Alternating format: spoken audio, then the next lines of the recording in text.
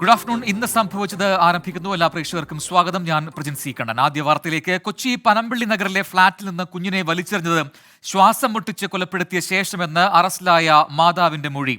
മൃതദേഹം ഉപേക്ഷിക്കാൻ പദ്ധതിയിട്ടിരുന്നു. എന്നാൽ അമ്മ വാതിൽ മുട്ടിയതോടെ ഭയന്ന യുവതി കുഞ്ഞിനെ പാഴ്സൽ കവറിൽ പൊതിഞ്ഞ് പുറത്തേക്കെറിഞ്ഞു. കൊലപാതകത്തിൽ യുവതിയുടെ ആൺ സുഹൃത്തിന് പങ്കില്ല എന്നാണ് പോലീസിന്റെ പ്രാഥമിക നിഗമനം. ഇയാളെ ഇന്നലെ ചോദ്യം ചെയ്തിരുന്നു. യുവതി അതിജീവിതയാണെന്ന് പോലീസ് സംശയം പ്രകടിപ്പിച്ചെങ്കിലും യുവാവിനെതിരെ പരാതി ലഭിക്കാത്തതിനാൽ കേസെടുത്തിട്ടില്ല. ചികിത്സയിൽ തുടരുന്ന യുവതിയെ മാജിസ്ട്രേറ്റ് ആശുപത്രിയിലെത്തി റിമാൻഡ് ചെയ്യും. യുവതി നേരത്തെ ആത്മഹത്യയ്ക്ക് ശ്രമിച്ചതായും സൂചനകളുണ്ട്.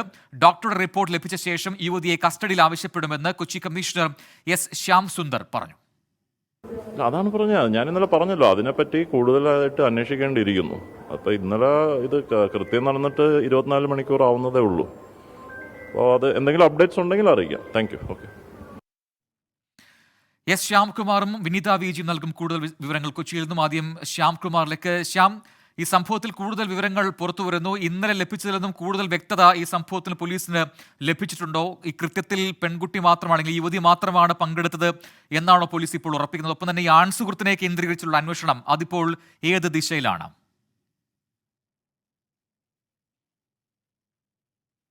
പ്രജിൻ, ഈ കേസിൽ നിലവിൽ ഒരു പ്രതി മാത്രം എന്നുള്ള രീതിയിലാണ് പോലീസ് അന്വേഷണം മുന്നോട്ട് പോയിക്കൊണ്ടിരിക്കുന്നത്. അത് കുട്ടിയുടെ നവജാത ശിശുവിനെ കൊലപ്പെടുത്തിയ കുട്ടിയുടെ അമ്മ തന്നെയാണ് പ്രതി എന്നുള്ള രീതിയിലാണ്.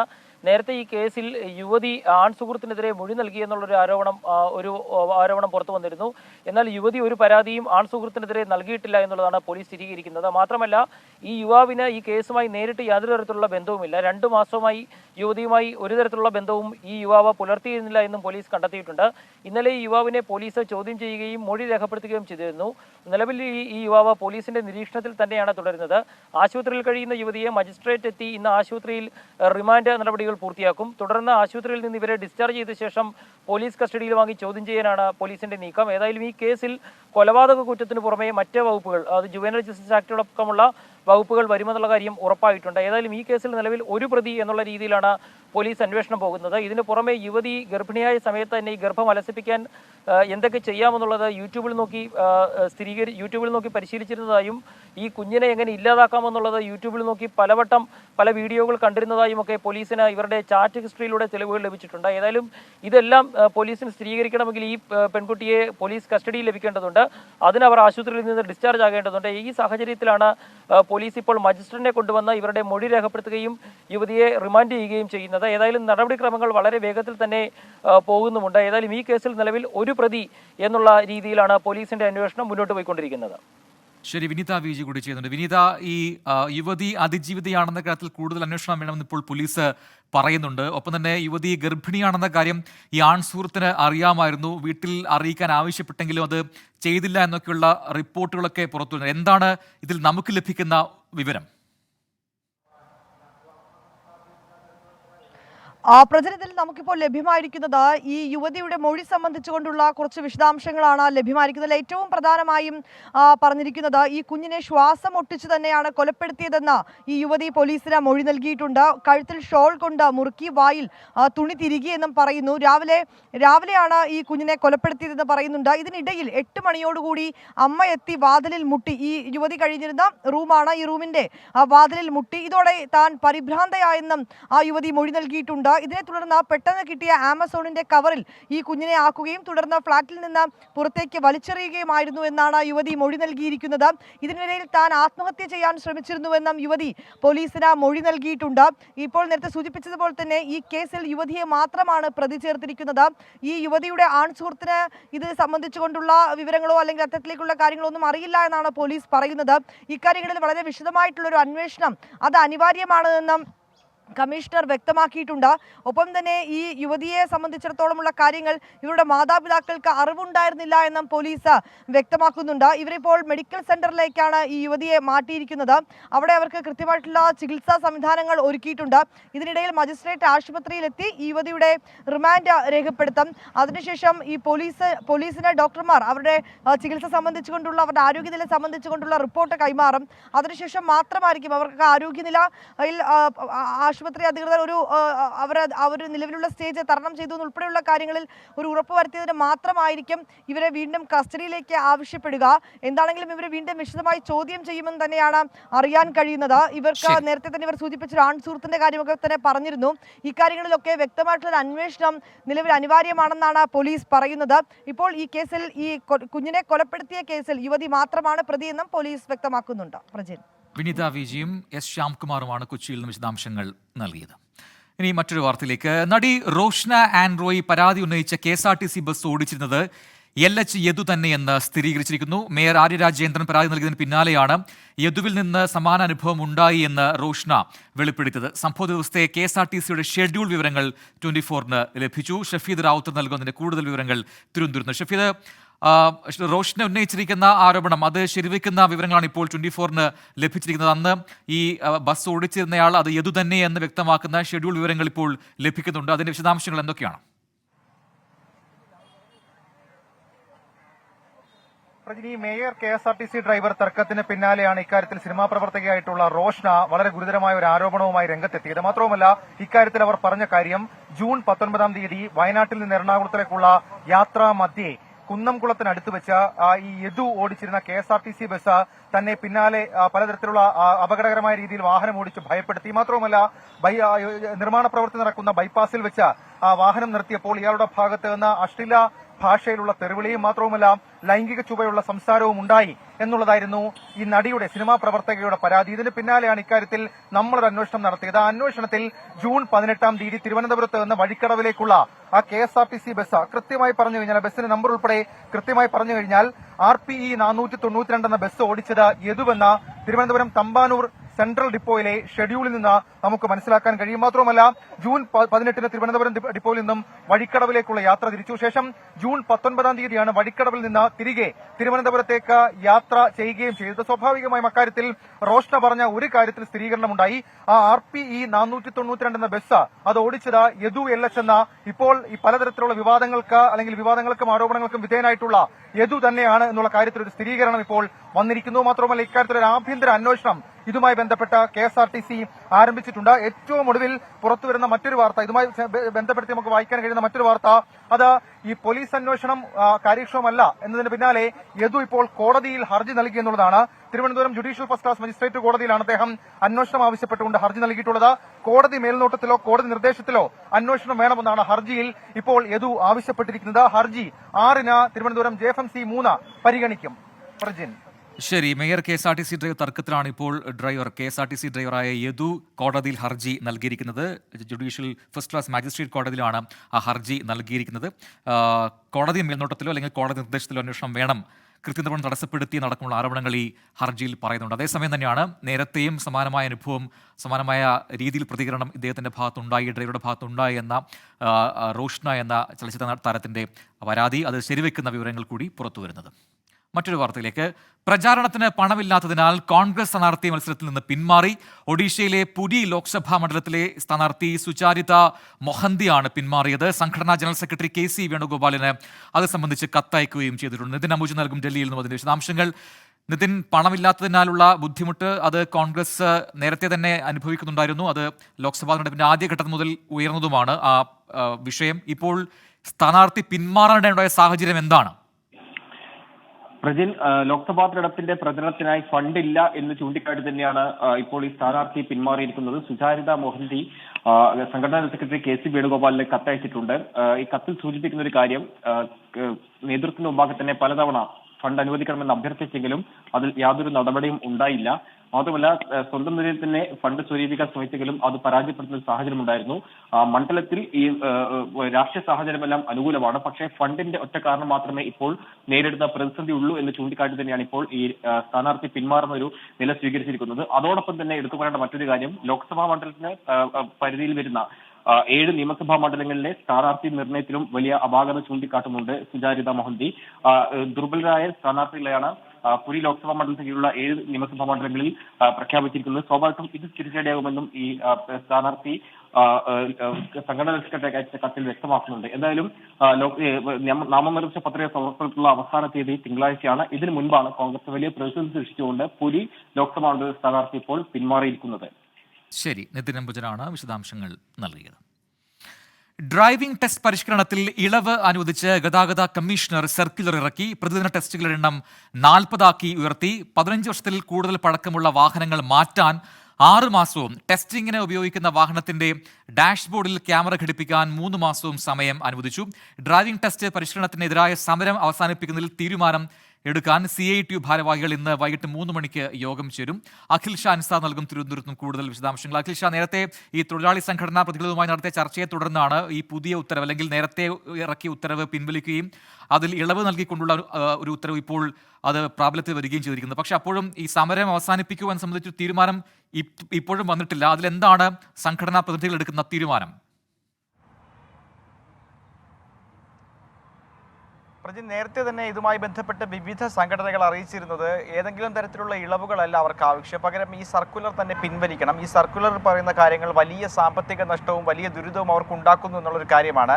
അത് രാവിലെയും നമ്മൾ അവരോട് സംസാരിച്ചപ്പോൾ അവർ പറഞ്ഞത് അവർക്ക് ഇളവുകളല്ല വേണ്ടത്, ഒഴിവാക്കുക എന്നുള്ളതാണ്, അല്ലെങ്കിൽ സമരവുമായി മുന്നോട്ട് പോകുമെന്നുള്ള കാര്യമാണ് ചില ഡ്രൈവിംഗ് സ്കൂൾ ഉടമകളും ചില സംഘടനയുമായി ബന്ധപ്പെട്ട ആളുകളും പറഞ്ഞത്. പക്ഷേ ഇന്ന് വൈകിട്ട് CITU ഇതുമായി ബന്ധപ്പെട്ടൊരു യോഗം ചേരുന്നുണ്ട്. ഈ സർക്കുലർ അവർ പഠിച്ചതിന് ശേഷം ഒരു യോഗം ചേരും. ആ യോഗത്തിന് ശേഷം ആയിരിക്കും ഏത് തരത്തിൽ ഇനിയുള്ള സമരം കൊണ്ടുപോകണം, സമരം ഈ ബഹിഷ്കരണം ഉൾപ്പെടെയുള്ളവ തുടരണോ വേണ്ടയോ എന്ന കാര്യത്തിൽ തീരുമാനമെടുക്കുക. എന്തായാലും നിലവിൽ ഗതാഗത കമ്മീഷണർ ഇത് പുതുക്കി, അതായത് ഈ ചില ഇളവുകൾ നൽകിക്കൊണ്ട് സർക്കുലർ പുതുക്കി ഇറക്കിയിട്ടുണ്ട്. ഏറ്റവും പ്രധാനമായും ഇതിൽ പറയുന്നത് ഈ പ്രതിദിന ടെസ്റ്റുകളുടെ എണ്ണം നേരത്തെ 30 കുറച്ചിരുന്നു, അത് 40 ഉയർത്തിയിട്ടുണ്ട്. അത് 25 ടെസ്റ്റ്, ഒരു ദിവസം 25 പുതിയ ടെസ്റ്റുകൾ, അതുപോലെ തന്നെ 10 റീടെസ്റ്റുകൾ, അടിയന്തര ആവശ്യങ്ങൾക്കുള്ളതിന് 5 ടെസ്റ്റുകൾ. ഇത്തരത്തിൽ ഈ പുതുക്കിയ കണക്കെന്ന് പറയുന്നത്. മറ്റൊന്ന്, ഈ 15 വർഷം പഴക്കമുള്ള വാഹനങ്ങൾ ടെസ്റ്റിന് ഉപയോഗിക്കരുതെന്നുള്ള നിർദ്ദേശം നേരത്തെ കർശനമായി തന്നെ നൽകിയിരുന്നു. അതിലും ഇപ്പോഴൊരു ഇളവ് നൽകിയിട്ടുണ്ട്. 6 മാസത്തെ സാവകാശം ഡ്രൈവിംഗ് സ്കൂൾ അധികൃതർക്ക് നൽകും. ഈ 6 മാസത്തിനുള്ളിൽ ഈ 15 വർഷത്തെ പഴക്കമുള്ള, അതിലധികം പഴക്കമുള്ള വാഹനങ്ങൾ ഒഴിവാക്കണമെന്നുള്ളൊരു കാര്യമാണ് ഈ സർക്കുലറിൽ പ്രധാനമായും പറയുന്നത്. മറ്റൊരു പ്രധാനപ്പെട്ട കാര്യം, ഈ ഡ്രൈവിംഗ് സ്കൂളിലെ ടെസ്റ്റിനെത്തിക്കുന്ന വാഹനങ്ങളിൽ ഡാഷ്ബോർഡ് ഘടിപ്പിക്കണമെന്നുള്ള നിർദ്ദേശം കർശനമായി തന്നെയുണ്ട്. പക്ഷേ അതിന് 3 മാസത്തെ സമയം കൂടി നൽകുന്നു എന്നുള്ളതാണ് ഏറ്റവും പ്രധാനപ്പെട്ട കാര്യം. മറ്റൊന്ന്, ഈ പരിഷ്കരണത്തിൽ ഏറ്റവും പ്രധാനപ്പെട്ട മറ്റൊരു കാര്യമാണ് ഈ ഡ്രൈവിംഗ് ടെസ്റ്റ് നടത്തുന്ന ഗ്രൗണ്ടുകൾ അത് ആധുനിക രീതിയിൽ മാറ്റണമെന്നുള്ളത്. അത് ഡ്രൈവിംഗ് സ്കൂൾ ഉടമകളാണ് ടെസ്റ്റ് ഗ്രൗണ്ട് നടത്തുന്നതെങ്കിൽ അവർ തന്നെ അത് മാറ്റണം എന്നുള്ളതായിരുന്നു പ്രധാനപ്പെട്ട നിർദ്ദേശം. അത് നിലവിൽ സജ്ജമാക്കാത്തത് കൊണ്ട് നേരത്തെയുള്ള ടെസ്റ്റ് തന്നെ നടത്താമെന്നുള്ള നിർദ്ദേശവും നൽകിയിട്ടുണ്ട്. പക്ഷേ അത് അടിയന്തരമായി അതിന്റെ പ്രവൃത്തികൾ പൂർത്തിയാക്കണമെന്നും പറയുന്നു. അഖിൽ ഷാൻ സാറാണ് വിശദാംശങ്ങൾ നൽകിയത്.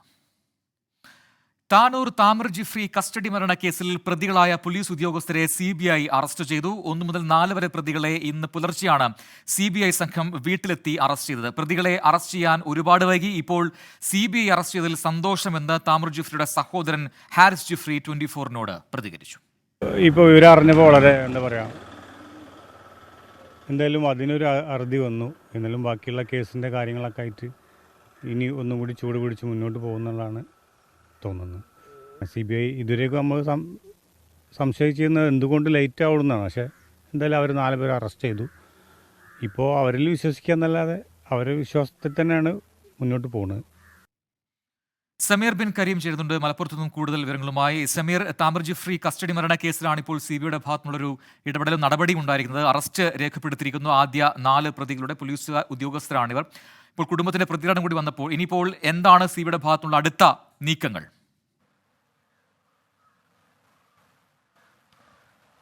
പ്രജിൻ, CBIക്ക് മുന്നിൽ കുടുംബം വെച്ച ഒരുപാട് ദിവസം മുന്നേയുള്ള ആവശ്യമായിരുന്നു താനൂർ കസ്റ്റഡി മരണ കേസിൽ പ്രതികളായവരെ ഉടൻ തന്നെ പിടികൂടണമെന്നുള്ള കാര്യം. ഇക്കാര്യം CBI കുടുംബത്തിന് ഉറപ്പ് നൽകുകയും ചെയ്തിരുന്നു. അതിന് നടപടിക്രമങ്ങൾ എല്ലാം തന്നെ പാലിച്ച ശേഷമാണ് CBI ഇന്ന് പുലർച്ചെ വളരെ അപ്രതീക്ഷിതമായി, വളരെ രഹസ്യമായി തന്നെ ഈ 4 പോലീസ് ഉദ്യോഗസ്ഥരെ അറസ്റ്റ് ചെയ്തിരിക്കുന്നത്. ഒന്നാം പ്രതിയായിരിക്കുന്ന താനൂർ പോലീസ് സ്റ്റേഷനിലെ സീനിയർ CPO ജിനേഷ്, 2ാം പ്രതി പരപ്പനങ്ങാടി സ്റ്റേഷനിലെ CPO ആൽബിൻ അഗസ്റ്റിൻ, 3ാം പ്രതി കൽപ്പകഞ്ചേരി സ്റ്റേഷനിലെ CPO അഭിമന്യു, 4ാം പ്രതി തിരുവങ്ങാടി സ്റ്റേഷനിലെ CPO വിപിൻ എന്നീ 4 പോലീസുകാരെയാണ് നിലവിൽ CBI സംഘം അറസ്റ്റ് ചെയ്തിരിക്കുന്നത്. മുൻ SP ആയിരുന്ന തുടരുക. ഇപ്പോൾ നേരത്തെ പറഞ്ഞ ഒരു വാർത്തയിലേക്ക് നമ്മൾ പോകുന്നു. ഇപ്പോൾ KSRTC ഡ്രൈവർ യദു പ്രതികരിക്കുന്നുണ്ട്. ഞാൻ പറഞ്ഞിട്ടുള്ള വീഡിയോ എടുക്കുക. ATO പറഞ്ഞെന്നാണ്, ATOയുടെ അടുത്ത് പോവാൻ വേണ്ടിട്ട് വന്നെന്നാണ്. മെമ്മറി കാർഡ് എടുക്കാൻ വേണ്ടിട്ട് പോയെന്ന് പറയുന്നുണ്ട്. അപ്പൊ ഒന്ന് വീഡിയോ കാണിച്ചു തരൂ. ആ വീഡിയോ ഒന്ന് കാണിച്ചു തരൂ.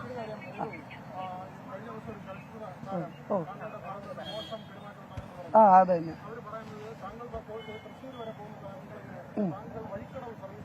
ആ ആ ആ ആ അവർ പറയുന്നത് ശരിയായിരിക്കും. അത് അപ്പോൾ പല വഴി കൂടെയും പരാതി വരുമ്പോഴത്തേക്കും അവർ പറയുന്നത് ശരിയാണ്. വഴിക്കടവ് ബസ് അവർ പറയുന്നുണ്ട്, ചേട്ടാ അത് പറയാത്തത് തന്നെ അവർ പറയുന്നുണ്ട്. ആദ്യം ഞാൻ വ്യക്തമായിട്ട് അവരുടെ അടുത്ത് സംസാരിച്ചതാണ്. അതിൽ പറയുന്നുണ്ട് റോക്കി ബായിയെ പോലെ ബസ് നടു റോഡിൽ നിർത്തി ഇറങ്ങി വന്നെന്നാണ്. ബസ് കിടക്കുന്നത് എങ്ങനെയാണ്?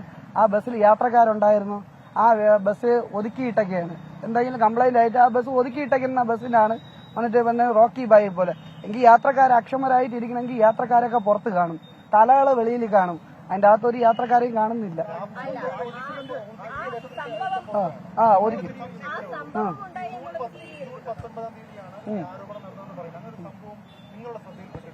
ജൂൺ 12 ഇല്ല. അങ്ങനെ വഴക്കുണ്ടാവണമെങ്കിൽ MVD ഇടപെട്ടിട്ടുണ്ടെങ്കിൽ പോലീസ് വരണം, കേസ് എടുക്കണം, എല്ലാ കാര്യങ്ങളും നടക്കണം.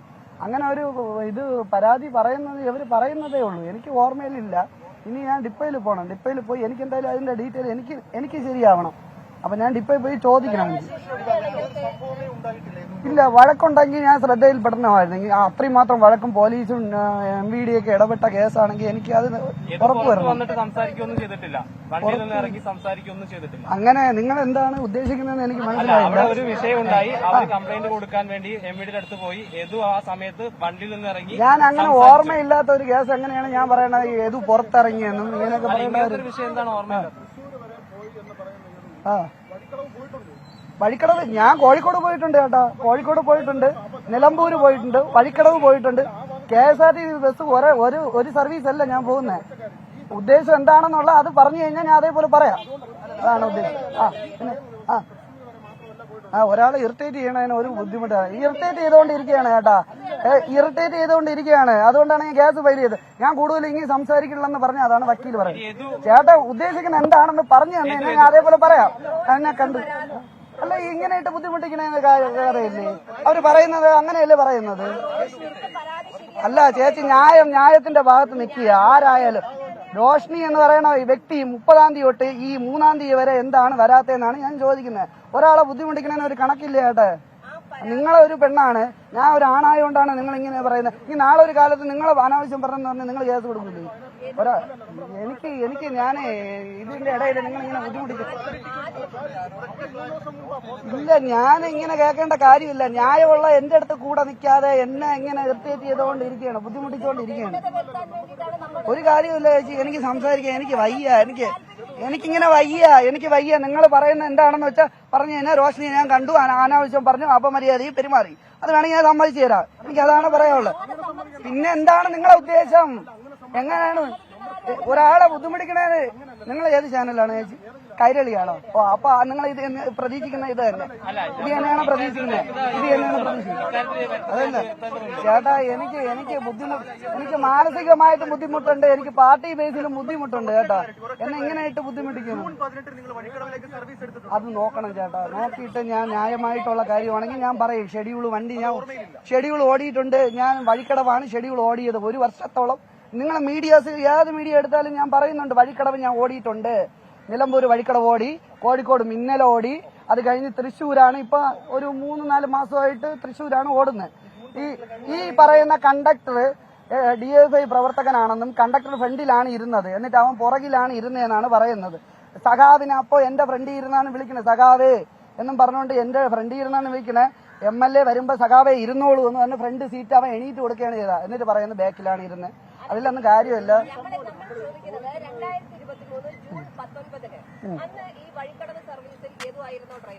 ഏതുവായിരുന്നു ഡ്രൈവർ എന്ന് വെച്ചാൽ ഞാൻ തിരക്കിയിട്ടില്ല. ഞാൻ ഡിപ്പാർട്ട്മെന്റുമായിട്ട് ഇടപെട്ടിട്ടില്ല. ഞാൻ പറയട്ടെ, ഞാനൊരു ഈ ഡേറ്റും ഈ കാര്യവും ഇവർ പറയുന്ന അനുസരിച്ച് എനിക്ക് ഡിപ്പാർട്ട്മെന്റിൽ നോക്കിയാലേ അറിയാം. KSRTC ഡ്രൈവർ യദു മാധ്യമങ്ങളോട് പ്രതികരിക്കുകയായിരുന്നു. നേരത്തെ ചലച്ചിത്ര താരം റോഷ്ന ആൻഡ്രോയ് ഉയർത്തിയ പരാതി, അതിൽ പറയുന്ന ഡ്രൈവർ യദു തന്നെയല്ലേ എന്ന മാധ്യമപ്രവർത്തകരുടെ ചോദ്യത്തിന് അത് കൃത്യമായിട്ട് ആ റൂട്ടിൽ ഓടിയെങ്കിലും ആ ബസ് കാണുമ്പോൾ അറിയാം അത് റോഡിന് സൈഡിനാണ് നിർത്തിയിട്ടിരിക്കുന്നത്. താഴെ ഇറങ്ങി പോയോ അല്ലെങ്കിൽ പുറത്തേക്ക് ഇറങ്ങി റോഡിലേക്ക് പോയോ എന്ന കാര്യം തനിക്ക് ഓർമ്മയില്ല എന്നാണ് ഇപ്പോൾ യദു നടത്തിയിരിക്കുന്ന പ്രതികരണം. തനിക്ക് ഡിപ്പോയിൽ പോയി ഷെഡ്യൂൾ നോക്കിയാൽ മാത്രമേ അന്ന് കൃത്യമായി താൻ തന്നെയാണോ ആ ബസ് ഓടിച്ചെന്ന് പറയാൻ കഴിയൂ എന്നാണ് ഇപ്പോൾ യദു നടത്തിയ പ്രതികരണം. ഇനി ഇപ്പോഴത്തെ കാലാവസ്ഥ സമർപ്പിക്കുന്നത് Berger paints 100 years of trust.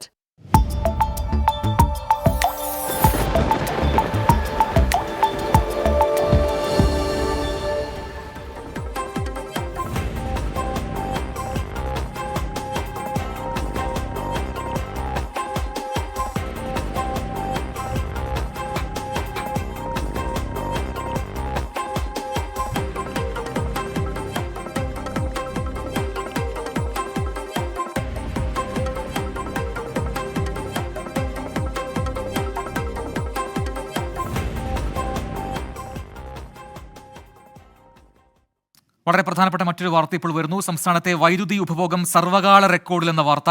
ഇന്നലെയും റെക്കോർഡ് വൈദ്യുതി ഉപഭോഗമായിരുന്നു. 115.9 ദശലക്ഷം യൂണിറ്റാണ് ഇന്നലെ ഉപയോഗിച്ചതെന്നാണ് റിപ്പോർട്ട്. വി എ ഗിരീഷ് നൽകും കൂടുതൽ വിശദാംശങ്ങൾ. തിരുവനന്തപുരത്തുനിന്നും ഗിരീഷ്, നേരത്തെ ഈ മേഖല തിരിച്ചുള്ള നിയന്ത്രണങ്ങൾ ഫലം കണ്ടു എന്നാണ് വൈദ്യുത മന്ത്രി പറഞ്ഞത്. പക്ഷേ മൊത്തം ഉപഭോഗത്തിൽ വർധനവുണ്ട്. അതായത് ഈ പീക്ക് ടൈമിൽ മാത്രമാണോ കുറവ് എന്നാണോ മനസ്സിലാക്കേണ്ടത്? പ്രജിൻ, വൈദ്യുതി മന്ത്രി പറഞ്ഞത് പീക്ക് സമയത്തെ വൈദ്യുതി ആവശ്യകതയാണ് എന്ന് പുതിയ കണക്കുകൾ വരുമ്പോൾ വ്യക്തമാകുന്നു. അതായത് പീക്ക് സമയത്ത് വൈദ്യുതി ആവശ്യകത അല്പം കുറഞ്ഞിട്ടുണ്ട്. എന്നാൽ പ്രതിദിന വൈദ്യുതി ഉപഭോഗത്തിൽ സർവകാല റെക്കോർഡിലേക്ക് ഉപഭോഗം എത്തിയിരിക്കുന്നു എന്നുള്ളതാണ്. 115.9 ദശലക്ഷം യൂണിറ്റ് വൈദ്യുതിയാണ് ഇന്നലെ സംസ്ഥാനത്ത് ഉപയോഗിച്ചത്. അത് കഴിഞ്ഞ ദിവസം 114.26 ദശലക്ഷം യൂണിറ്റ് ആയിരുന്നു. വലിയൊരു വർധന ഇന്നലത്തെ ഉപയോഗത്തിൽ വന്നിരിക്കുന്നു. അതോടൊപ്പം പീക്ക് സമയത്തെ വൈദ്യുതി ആവശ്യകത 5635 കുറഞ്ഞിരിക്കുന്നു. കഴിഞ്ഞ ദിവസം ഇത് 5797 ആയിരുന്നു. പുറത്തു നിന്നെത്തിച്ച വൈദ്യുതിയുടെ അളവിലും റെക്കോർഡിലേക്ക് കേരളം എത്തിയിരിക്കുന്നു എന്നുള്ളതാണ്. 93.19 ദശലക്ഷം യൂണിറ്റാണ് കഴിഞ്ഞ ദിവസം പുറത്തുനിന്ന് വൈദ്യുതി എത്തിക്കേണ്ടി വന്നത്. കേരളത്തിൽ ഉത്പാദിപ്പിച്ചതാകട്ടെ 20 ദശലക്ഷം യൂണിറ്റാണ്. ഇത്തരത്തിൽ ഒരു കടുത്ത വൈദ്യുതി പ്രതിസന്ധിയിലേക്ക് സംസ്ഥാനം പോകുന്നു എന്നുള്ളതാണ് ഇപ്പോൾ കണക്കുകൾ വ്യക്തമാക്കുന്നത്. എന്നാൽ പീക്ക് സമയത്ത് വൈദ്യുതി ആവശ്യകതയിൽ വൈകുന്നേരം 6 മുതൽ രാത്രി 12 മണി വരെയുള്ള വൈദ്യുതി ആവശ്യകതയിൽ നേരിയ കുറവുണ്ടായിരിക്കുന്നു. പ്രജിൻ, സംസ്ഥാനത്തെ വൈദ്യുതി വിഭവത്തിൽ വീണ്ടും റെക്കോർഡ് ഉപഭോഗമെന്നാണ് ഇപ്പോൾ ലഭിച്ചിരിക്കുന്ന ഏറ്റവും പുതിയ വാർത്ത. വി എ ഗിരീഷാണ് വിശദാംശങ്ങൾ നൽകിയത്. ഇതോടെ വാർത്താമഴ പൂർത്തിയാവുന്നു.